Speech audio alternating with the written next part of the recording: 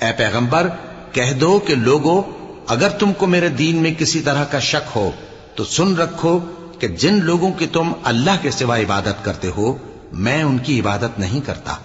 لیکن میں اس اللہ کی عبادت کرتا ہوں جو تمہاری روحیں قبض کر لیتا ہے، اور مجھ کو یہی حکم ہوا ہے کہ ایمان لانے والوں میں ہو جاؤں، اور یہ کہ اے نبی سب سے یکسو ہو کر دین اسلام کی پیروی کیے جاؤ اور مشرکوں میں ہرگز نہ ہونا، اور اللہ کو چھوڑ کر ایسی چیز کو نہ پکارنا جو نہ تمہارا کچھ بھلا کر سکے اور نہ کچھ بگاڑ سکے۔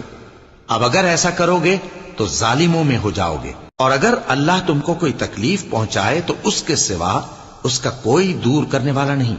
اور اگر تم سے بھلائی کرنی چاہے تو اس کے فضل کو کوئی روکنے والا نہیں۔